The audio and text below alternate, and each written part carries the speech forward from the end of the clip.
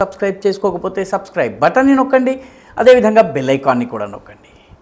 మిత్రులారా, పాకిస్తాన్లో ఉన్నటువంటి ప్రభుత్వం కానీ, సైనిక అధికారులు కానీ, అక్కడ ఉన్నటువంటి బ్యూరోక్రసీ కానీ, వ్యూహకర్తలు కానీ ఇప్పుడు చాలా కంగారులో ఉన్నారు.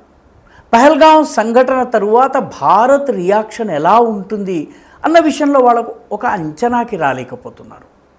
ఇప్పుడు సింధు నది జలాల్ని ఆపటము, జలం నది నీళ్లను వదిలేయడము, ఇవన్నీ కూడాను చాలా చిన్న చర్యలు. అసలు చర్య ఏదో మోదీ చేయబోతున్నారు. భారత ప్రభుత్వం లేదా భారత సైన్యం ఏదో పెద్ద కైనెటిక్ యాక్షన్ అంటే సైన్యము ఉన్న చోట నుంచి కదిలి ముందుకు వెళ్ళి ఒక యాక్షన్ని చేయటాన్ని సైనిక పరిభాషలో కైనెటిక్ యాక్షన్ అంటారు. మామూలుగా ఉన్న చోటనే ఈ రకమైనటువంటి డిప్లొమాటిక్ చర్యలు, నదీ జలాల్ని ఆపేస్తాము, లేకపోతే అంతర్జాతీయంగా మూడ్ని బిల్డప్ చేస్తాము, ప్రపంచ దేశాల మద్దతు కూడగొట్టడము, ఇదంతా ఒకెత్తు. కానీ వాస్తవానికి సైన్యము యాక్షన్ చేయటాన్ని కైనెటిక్ యాక్షన్ అంటారు. కైనెటిక్ యాక్షన్ ఏం జరుగుతుంది, అసలు మోదీ మనసులో ఏముంది, ఏం ప్లానింగ్ జరుగుతోంది అన్నది పాకిస్తాన్కి అర్థం కావటం లేదు. ఎందుకంటే పహల్గాం సంఘటన జరిగినటువంటి మరుక్షణము సౌదీ అరేబియాలోని తన పర్యటనను మోదీ అర్ధాంతరంగా ఆపేసుకుని మరి ఆయన భారతదేశానికి తిరిగి వచ్చారు. తిరిగి వచ్చిన తర్వాత ఆయన ఇప్పటి వరకు కాశ్మీర్కి వెళ్ళలేదు. కాశ్మీర్కి వెళ్ళి గాయపడ్డ వాళ్ళని పలకరించటము, అక్కడ పరిస్థితులను సమీక్షించటము, ఏర్పాట్లను సరిచేయటము, చనిపోయిన వాళ్లకు శ్రద్ధాంజలి అర్పించటం, ఈ పనంతా కూడాను హోంమంత్రి అమిత్ షా చేశారు. ఆ తర్వాత విపక్షాలకు సంబంధించి విపక్షాలందరినీ కూర్చోబెట్టి అసలు పరిస్థితి ఏమిటి వివరించేటటువంటి పనిని రాజ్నాథ్ సింగ్ చేశారు. ఆ తర్వాత మిగతా సమావేశాలు జరిగినాయి, మిగతా విభాగాల మంత్రులు పనిచేశారు. నరేంద్ర మోదీ నుంచి ఎటువంటి యాక్షన్ లేదు. నరేంద్ర మోదీ మనసులో ఏముంది, ఆయన ఏం చేస్తారు, ఆల్ పార్టీ మీటింగ్కి వెళ్ళలేదు. కానీ మధుబనిలో, బీహార్కు వెళ్ళి మధుబనిలో పబ్లిక్ మీటింగ్లో మాట్లాడుతూ ఆయన పాకిస్తాన్కి హెచ్చరిక చేశారు. పాకిస్తాన్కి ఆయన వాడినటువంటి ఒక పదము పాకిస్తాన్కి కంటి మీద కునుకు లేకుండా చేస్తుంది. ఆయన ఉగ్రవాదులు ఎవరైతే ఉన్నారో ఈ నేరం చేసిన వాళ్ళు తప్పించుకోలేరు, వాళ్ళని ఐడెంటిఫై చేస్తాము, ట్రాక్ చేస్తాము, ఆ తర్వాత వాళ్లకు శిక్షిస్తాము అని నరేంద్ర మోదీ చెప్పారు. ఐడెంటిఫికేషన్, ట్రాకింగ్ అండ్ పనిషింగ్, ఈ మూడు మేము వాళ్లను ఈ ప్రపంచపు తుద వరకు వెళ్తాము, to the end of the world అని మోదీ చెప్పారు. దాంతోపాటు ఆయన ఒక మాట అన్నారు, ఉగ్రవాదులకు మిగిలినటువంటి ఆ కొద్దిపాటి ఆశ్రయ స్థలం ఏదైతే ఉందో అది కూడా లేకుండా చేస్తామన్నారు. ఇప్పుడు ఈ మాటకు అర్థం ఏమిటి అన్నది పాకిస్తాన్ ముందున్నటువంటి ప్రశ్న. భారతదేశంలోని వ్యూహకర్తలు కానీ, టీవీ కమెంటేటర్లు కానీ, మంత్రులు కానీ ఎవ్వరూ దీనికి సంబంధించి పెదవి విప్పటం లేదు. అంటే ఉగ్రవాదులకు ఆశ్రయం ఇస్తున్న ఆ మిగిలిన కొంత భాగం కూడా లేకుండా చేస్తాము అంటే పాకిస్తాన్ని అంతం చేస్తారా, పాక్ ఆక్యుపైడ్ కాశ్మీర్ని తీసుకుంటారా, అసలు ఏం చేస్తారు? మోదీ మనస్సులో ఏముంది, భారత ప్రభుత్వం ఏం ఆలోచిస్తోంది? సర్జికల్ స్ట్రైక్స్, లేకపోతే బాలాకోట్ స్ట్రైక్స్, ఎయిర్ స్ట్రైక్స్, ఇటువంటివి దీనికన్నా పెద్ద దాడి ఏదో జరుగుతుంది అని పాకిస్తాన్ ఇప్పటికే ఆఫ్ఘనిస్తాన్ సరిహద్దుల్లో, ఇరాన్ సరిహద్దుల్లో ఉన్నటువంటి తన సైన్యాన్ని అంతటిని కూడాను భారత సరిహద్దు దగ్గరికి తీసుకొస్తుంది.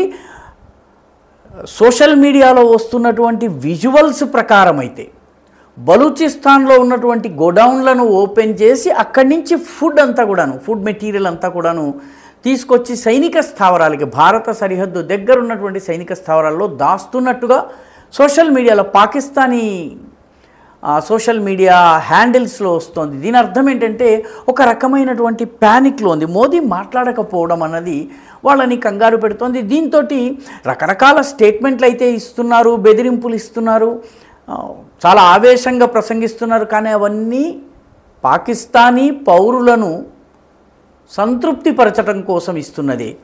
ఈయన మనసులో ఏముందన్నది అర్థం కావటం లేదు. పాకిస్తాన్లో ఇప్పుడు ఎలా రియాక్ట్ కావాలో, ఎలా యాక్ట్ కావాలో కూడా తెలియనటువంటి పరిస్థితి. ఎందుకంటే కొందరు నిపుణులు చెప్తున్నారు, సింధు నదీ జలాలను కనుక భారతదేశం ఆపితే బ్రహ్మపుత్ర యొక్క ఫ్లోని కూడా చైనా ఆపేయచ్చు, చైనా మా మిత్రుడు కాబట్టి ఆ పని చేస్తుందని.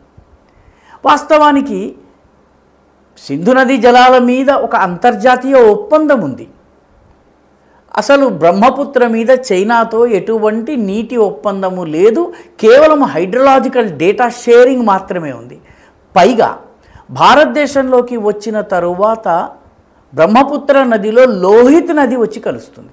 ఈ లోహిత్ నది నుంచి వచ్చిన నీరే నేడు మన అస్సాములో ప్రవహించేటటువంటి బ్రహ్మపుత్రలోని 80% వాటర్. కాబట్టి బ్రహ్మపుత్ర యొక్క నీటి ప్రవాహం కానీ, దాని మట్టం కానీ, దానివల్ల ఉన్నటువంటి మిగతా పరిస్థితులు కానీ ఏమీ మారవు. బ్రహ్మపుత్ర పరిస్థితి వేరు, దీని పరిస్థితి వేరు, సింధు నది పరిస్థితి వేరు అన్నటువంటి కనీస విషయ అవగాహన కూడా లేకుండా టీవీల్లో చాలా పెద్ద ఆవేశపూరితంగా మాట్లాడుతున్నారు. ఇది కొంతమంది దీని గురించి మాట్లాడుతున్నారు. ఇక పాకిస్తాన్లో లాల్ టోపీగా ఫేమస్ అయినటువంటి జైద్ హమీద్ అనేటటువంటి ఒక వ్యక్తి ఉన్నాడు. ఆయన చాలా అవుట్లాండిష్, అంటే చాలా విచిత్రమైనటువంటి విడ్డూరమైనటువంటి మాటలు మాట్లాడటంలో అఖండుడు. ఆయన అయితే ఏకంగా మిలిటరీ యూనిఫామ్లో వీడియోలు చేస్తూ కమాండో ఆపరేషన్స్ సాధారణ పౌరులు ఎలా చేయవచ్చును, భారత సైన్యం గనక లోపలికి వస్తే దాన్ని ఎలా తట్టుకోవాలి, ఎలా వాళ్ళకి నీరు ఇటువంటివి అందకుండా చేయాలి, పాకిస్తానీ సైనికుల కోసం మనం ఆహార ధాన్యాలు మన ఇళ్లలో ఎలా దాచాలి, అవసరమైతే మనం తినడం మానేసి వాళ్ళకి ఎలా ఇవ్వాలి, ఇటువంటివన్నీ ఫుడ్ స్టోరేజ్ ఎలా చేయాలి, ఇన్ఫర్మేషన్ వార్ఫేర్లో సోషల్ మీడియాని ఎలా ఉపయోగించాలి, దీని గురించి ఆయన వీడియోల మీద వీడియోలు చేస్తున్నారు. అంటే యుద్ధమే జరిగితే భారతదేశం పాకిస్తాన్ లోపలికి దాకా చొచ్చుకుపోతుందన్నటువంటి విషయాన్ని జైద్ హమీద్ వంటి వ్యక్తి కూడా అంగీకరిస్తున్నాడా అన్నది అర్థం కానటువంటి విషయం. ఇక పాకిస్తాన్ వాస్తవానికి ఇంత మటుకు ఉన్నటువంటి సిమ్లా ఒప్పందాన్ని మేము రద్దు చేసుకుంటాం, హోల్డ్లో పెడుతున్నామని చెప్పి ప్రకటించింది. సిమ్లా ఒప్పందం ప్రకారము లైన్ ఆఫ్ కంట్రోల్, ఇది చాలా దురదృష్టకరమైనటువంటి ఒప్పందము. ఇందిరాగాంధీ యుద్ధంలో గెలిచి పాకిస్తాన్ని ఓడించి ఒక ముక్కను బంగ్లాదేశ్గా మార్చిన తర్వాత చర్చల వేదిక మీద టేబుల్ మీద కూర్చుని డిస్కషన్ టేబుల్ మీద పాకిస్తాన్కి ఓడిపోయారు. ఆమె పాకిస్తాన్ కబ్జాలో ఉన్నటువంటి పాకిస్తాన్కి చెందినట్టుగా, భారతదేశానికి చెందింది భారతదేశం చేతుల్లో ఉండేటట్టుగా ఈ మధ్య ఉన్నటువంటి సరిహద్దు రేఖని లైన్ ఆఫ్ కంట్రోల్ అనాలని చెప్పి ఒప్పందం చేసుకున్నారు. ఇప్పుడు ఈ సిమ్లా ఒప్పందాన్ని కనుక కాదన్నట్లయితే ఈ లైన్ ఆఫ్ కంట్రోల్ ఉండదు. ఈ లైన్ ఆఫ్ కంట్రోల్ ఉండనప్పుడు భారతదేశము పాకాక్రమిత కశ్మీర్లోకి సేనల్ని పంపినా కూడాను పాకిస్తాన్ అభ్యంతర పెట్టలేదు. ఎందుకంటే భారతదేశం సైన్యాన్ని పంపించి సైనిక చర్య చేపట్టవచ్చును. కాబట్టి ఇది సూయిసైడల్, ఆత్మహత్యా సదృశమైనటువంటి నిర్ణయం పాకిస్తాన్ తీసుకుంది. ఇంకా తమాషా ఏంటంటే ఇంకా సరిహద్దు 2021 ప్రాంతంలో ఇంతకు ముందు సైనికాధికారిగా ఉన్నటువంటి కమర్ జావేద్ బాజ్వా భారతదేశంతో ఒక సీజ్ ఫైర్ ఒప్పందం చేసుకుని, మేము మీపైన కాల్పులు జరపం, మీరు మాపైన కాల్పులు జరపకండి అని. ఎందుకంటే అంత ముందు వరకు వాళ్ళు కాల్పులు జరిపేవాడు, మన సైనికులు చనిపోయేవారు. మోదీ ప్రభుత్వం వచ్చిన తర్వాత వాడు ఒకటి కొడితే మీరు 10 కొట్టండి అని సైనికులకు చెప్పిన తరువాత అటాక్ మన వైపు నుంచి చాలా తీవ్రంగా ఉండేసరికి ఈ ఒప్పందం ఆయన చేసుకున్నారు. ఈ ఒప్పందంలో భాగంగా చేసుకున్నటువంటి సీజ్ ఫైర్ ఏదైతే ఉందో ఇక సీజ్ ఫైర్ కూడా వర్తించదు. నిజానికి 2 రోజులుగా సరిహద్దులు అటువైపు నుంచి పాకిస్తాన్ మనపైన దాడి చేయటం, భారతదేశం చాలా ధీటైన ప్రత్యుత్తరం ఇవ్వడం జరుగుతుంది. తమాషా ఏంటంటే దాడి చేసిన పాకిస్తాన్ తన దేశంలోని మీడియాలో దీనికి సంబంధించినటువంటి వార్త ఇవ్వటం లేదు. భారతదేశం దాడి చేసిందని కూడా చెప్పడం లేదు. ప్రతి దాడి చేసింది, మనకి నష్టం జరిగిందన్న విషయాన్ని చెప్పలేకపోతుంది, మేము కొట్టామని కూడా చెప్పలేకపోతుంది. భారతదేశంలో మాత్రము సోషల్ మీడియాలో దీనికి సంబంధించిన వార్తలు వస్తున్నాయి. అంటే మొత్తం మీద పాకిస్తాన్కి ఏం చెయ్యాలి అన్నది పాలుపోవడం లేదు. రియాక్ట్ కావాలా లేకపోతే యాక్ట్ చేయాలా అన్నది తెలియటం లేదు. అసలు మోదీ యొక్క నెక్స్ట్ మూవ్ ఏమిటి అన్నది పాకిస్తాన్ అంచనా వేయలేకపోతుంది. ఎందుకంటే ఆయన పూర్తి మౌనంగా ఉన్నారు. ఒక 10-15 రోజుల తర్వాత ఏమైనా జరుగుతుందా, లేకపోతే ఒక నెల తర్వాత ఏం జరుగుతుందా, లేకపోతే ఇంకేమన్నా జరుగుతుందా అన్నది వాళ్ళు అంచనా వేయలేంది.